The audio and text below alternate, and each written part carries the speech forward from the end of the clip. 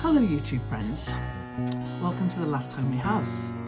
Very welcome indeed to all the new subscribers that have come here from Arne and Carlos. As I was watching Arne and Carlos sit and knit for a bit on Wednesday, talking about the way they design their textiles and their knitwear designs, and then suddenly they were talking about a channel that they really like, which was the Last Homely House. It was here. And so I was just a bit amazed. In the spirit of Dugnat, I hope I'm saying that right, guys, there was a friendliness and a sharing of what I'm doing here. It was absolutely lovely. So I'm making this little video for all the people who've come from Arne and Carlos's recommendation that you come and visit me here. And I'm going to introduce you to the people who don't know about what's going on here. I'm going to introduce you to the Last Homely House. And so I'm Kate, and I live here in the north of England on a farm in a little cottage. I don't farm, I just live on a farm. I have a big garden, which I sometimes manage to garden. It's quite a lot of effort on my own to do that. And so usually I actually employ help in the garden. And I haven't been able to do that quite so much in these COVID restricted times. And that's been a long time we've been talking before Norma came. Because Norma usually, as soon as hello YouTube friends is said, she's here, right here. So this is Norma, my oldest cat. She's 19. I'm going to introduce you to all the cats. They're all sitting here. 4 of them.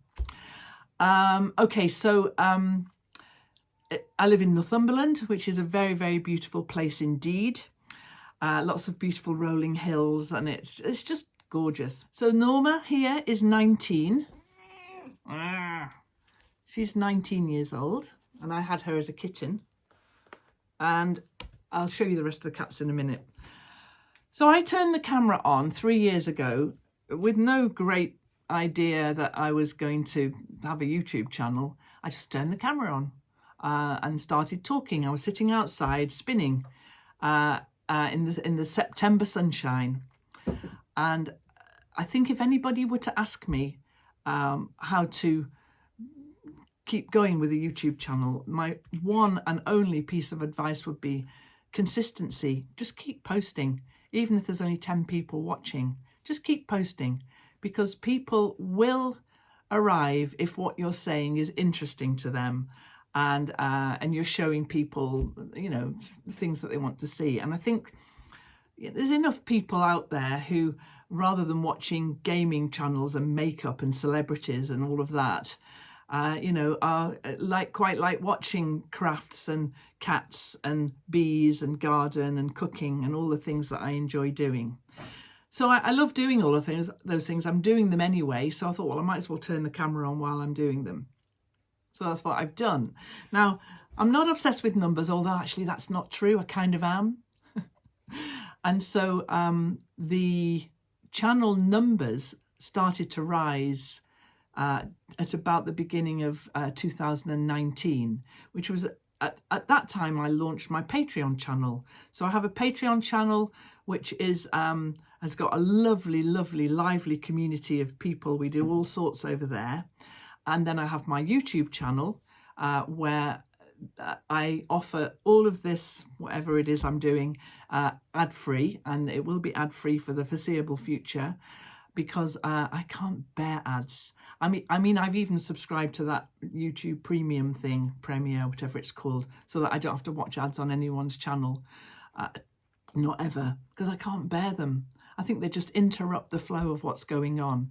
But, you know, in order to generate income, because this is actually more than a full-time job, it's you know, 24/7 is what I'm doing here, which I love.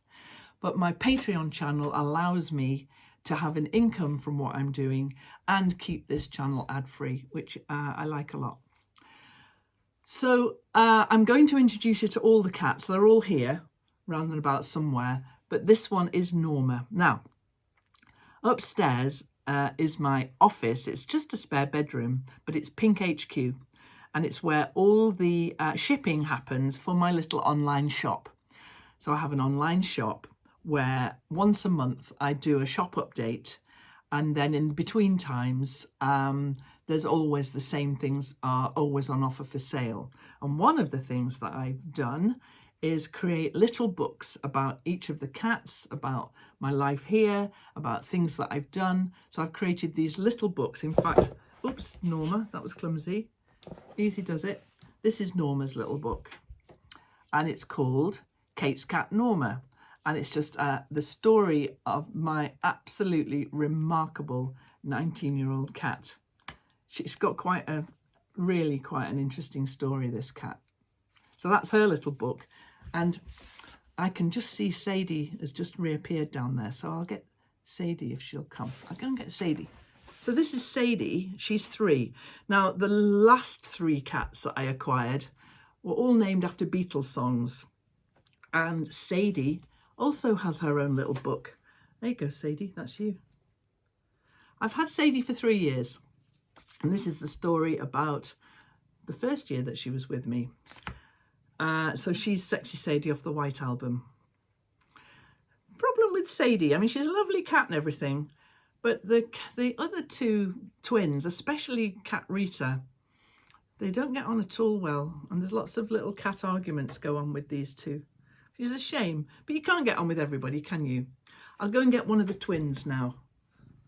Go on, Sadie, off you go. Watch out for Rita. So this is Rita, one of the 2 twins, the calicos, and they have their own little book as well, which is, it's called Winter's Tale, this one. Want to go on the table? Yes, she does. And Prudence is just over there. Am I going to get Prudence to come and say hello? I'll introduce you to Prudence before we wrap up, promise. Okay then, so chatting away to all of you people, and the numbers growing like they have, and then launching the Patreon channel at the beginning of 2019, it's been lovely to grow in that organic way. Really lovely. Had a little growth spurt though with that lovely Arne and Carlos Dugnat shout out. So at the beginning of lockdown, it was a tricky time for the whole world. I think it still is. But I did some little videos that my daughter and I, Martha, talked about this. And she said, why don't you, it was her idea. She said, why don't you do these little touching base videos, which is like 5 minutes out of your day, which has got nothing at all to do with the horrendous events that were unfolding with this virus as it spread around the world. And so for a little while, I did these videos daily, almost daily. And the community that I gathered around me then, which was absolutely wonderful, completely marvelous, it seemed to me that we were creating a little tiny bit of an escape from, from the realities of the world, because we all need to do that sometimes. And even now, especially now, we still need to do that. And so I developed, I never think these things through. This was very spontaneous. I developed this idea that we were all there together, virtually together, sitting on a sofa. Why the sofa is lime green, I'm not quite sure, but the lime green sofa was born. And the lime green sofa is a virtual place where all of you people, you're all sitting there together virtually. I passed down the cup of tea for you, a coffee, whatever you fancy drinking. Bit of herb tea's coming down now for those people. I passed down virtual cats. Treats come so that, just if it's not a biscuit you like, just pass it on because another one will be coming soon. And the idea of the lime green sofa really caught people's imaginations because it goes all the way to New Zealand and back again. There's no limit to where this sofa can go and who can be on the sofa. No virus on the sofa. We're all there completely safely.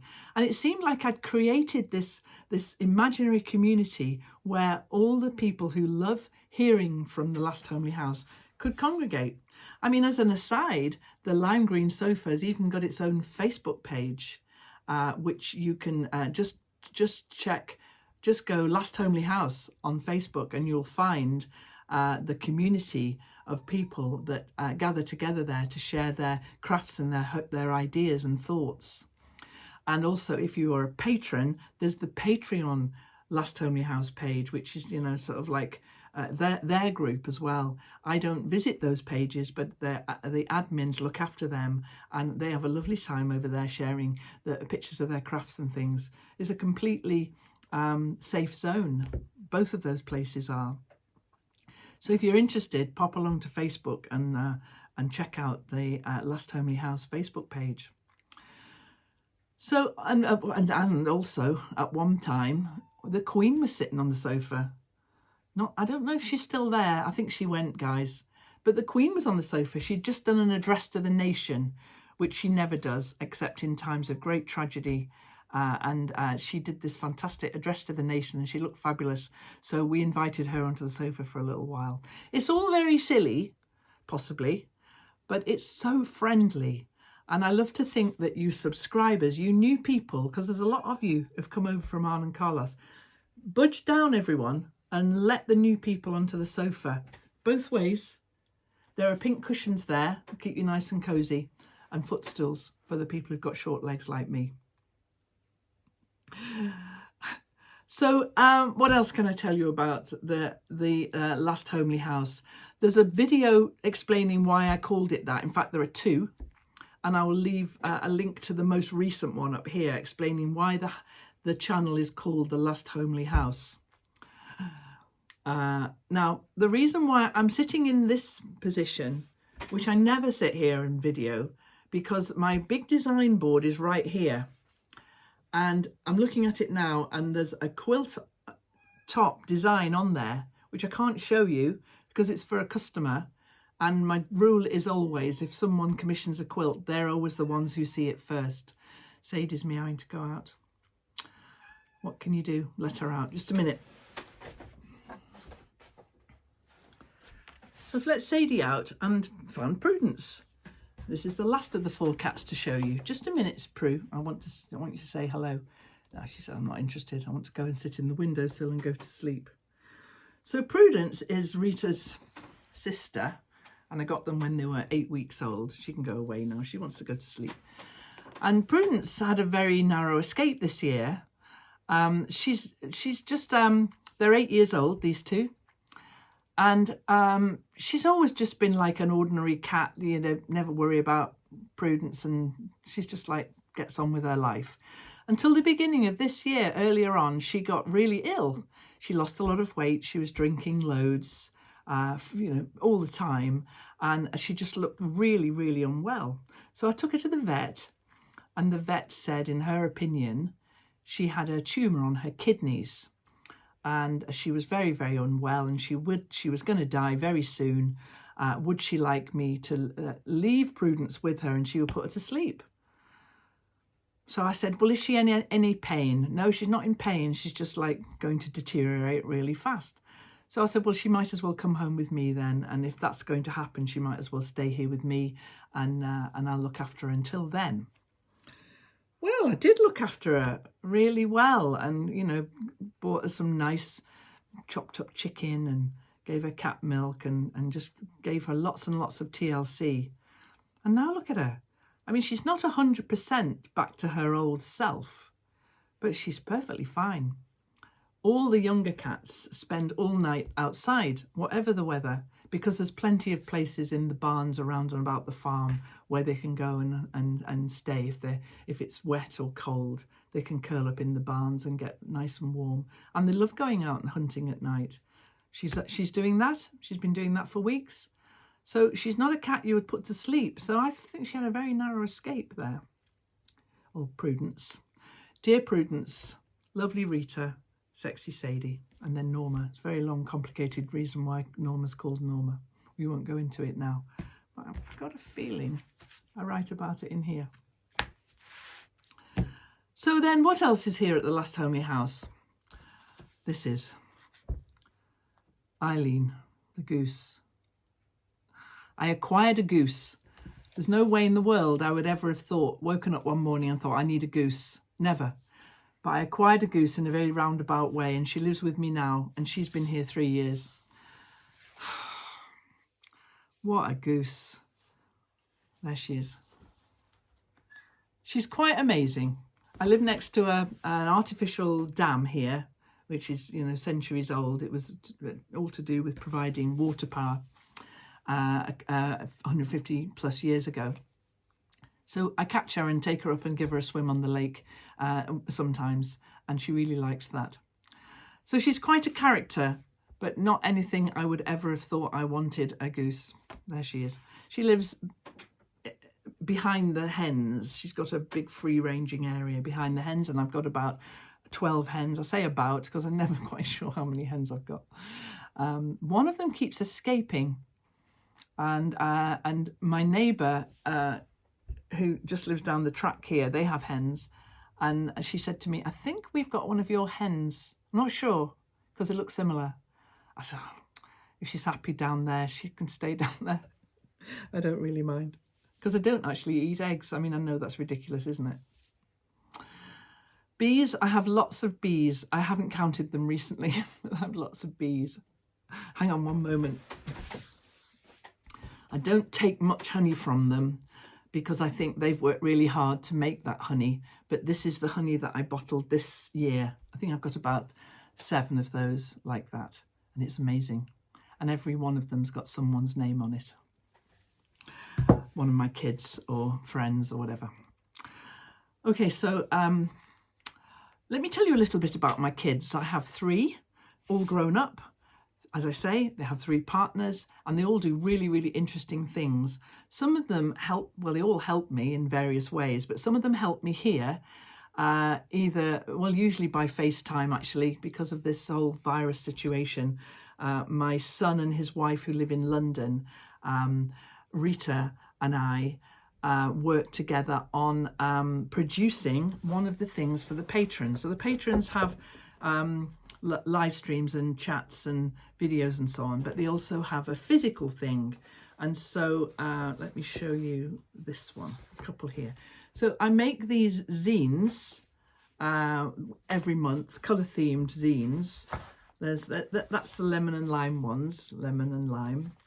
I won't show you this month's, because this month's haven't arrived yet with the people who are on that tier.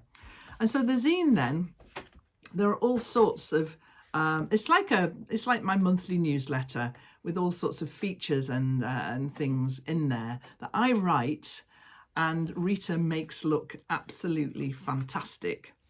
And she writes some of the features sometimes as well, but I write all the little columns and things, and she takes my, you know, if it was left up to me and I was making the zine, it would be 3 sheets of A4 stapled together in the corner.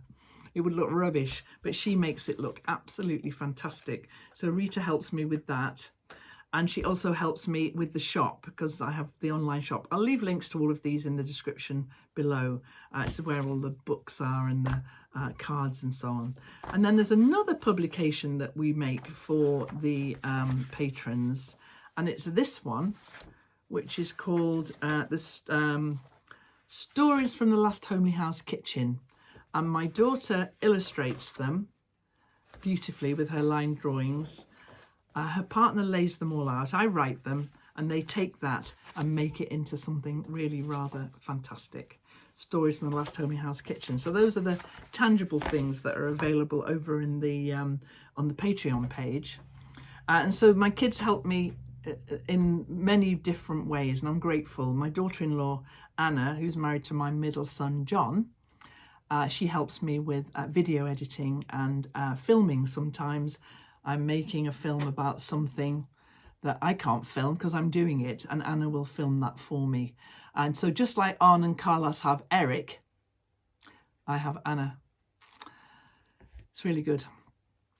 Yeah, so all of you people then, there you are on the lime green sofa. Budge up, because there's a whole load of new people just coming to join you from Arne and Carlos. What a lovely shout out that was. I enjoyed it so much. I really did.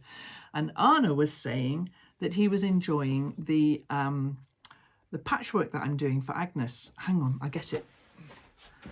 So this is just a portion of it stuck onto polystyrene, which I think is a good idea to make it portable. and I'm stitching it together in long runs at the moment. So I've designed all that. It's all there on the board. Photograph it just in case any fall off. Because I'll tell you, when John comes to visit, which he does from time to time, because they just live nearby, one of the things he loves to do, he loves to take them off and put them in different places, which is not helpful. John, if you're watching, that's not helpful. So, but I have got it photographed. And so Arne was saying that he was enjoying this whole process of English paper piecing and the hexagons, and he particularly liked the Sizzix machine, which makes the accurate cut hexagons in different sizes. It'll make any shape, but I've got the hexagons. So sometimes I have the packs of hexagons for sale in the shop. There aren't any at the moment because I haven't had the opportunity to make any, but for you, Arne, I've made a little pack of hexagons. Now the way that you measure hexagons, take this one off here and remember to put it back there. You measure one side, and that side there is 1 inch. So you're not measuring across anywhere. You're measuring here, which is a 1 inch hexagon. It went there, didn't it? There you go, John. So Arne, I've cut you some 1 inch hexagons, but I've also cut you some 1.5 inch hexagons out of some old children's books. I'll put a little bit of film in here because I did them yesterday. And so I'm going to send these to you so that you can make something and show me what you make with your hexagons. So, people, I really love what I do here. I really do. I love it. The shop products help me to channel my creativity into something that you can all enjoy. Sometimes I also get things from my friends who are, I've got some very clever friends who make things local to me, so the last month's shop product was candles from my friend Ted, who's got a candle making workshop in Cumbria. It's a really interesting place. And sometimes I make things or I make kits or whatever. So that's one source of income. But this is the Patreon channel is where I hang out with my patrons. We have fun. So there's lots of links for you down in the description box below. I will also link to Arne and Carlos. If anybody has been on the lime green sofa for a long time and has no idea who I'm talking about, because it was one of my patrons who introduced me to Arne and Carlos. I would never have known about them if it hadn't been for that recommendation from her. So I'm very grateful to her. So guys, thank you. This is your video. Thank you very much indeed. All the new patrons, thank you. I can see you all collecting down there on the sofa. Have a lovely time. There's no limit to it. Someone asked, could you bring dogs? Well-behaved dogs are fine. Yeah, I don't mind that. Basically, you can do what you like down there on the sofa, as long as you're not upsetting the person next to you. I think sock knitting is probably better than big knitting, don't you think? Anyway, it's up to you. Sort it out with your neighbour next to you. Chocolate brownies. I'm just sending some virtual chocolate brownies down there for you. So the cats and I, Norma, Rita, Prudence and Sadie, the bees who don't have names, although I did go through a stage of naming the queen of each beehive. So obviously Victoria and Elizabeth and all those sorts of names. But I stopped doing that because they swarm and you think, well, which one's gone? I don't.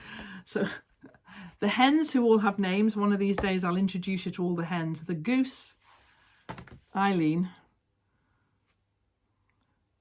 She's named after that song by Dexys Midnight Runners. Come on, Eileen, because that's what I shout when I want her to come. You're all very, very welcome indeed. Another time I'll show you what's going on the design board, but not today. And thank you so very, very much, all of you. And I will see you next time.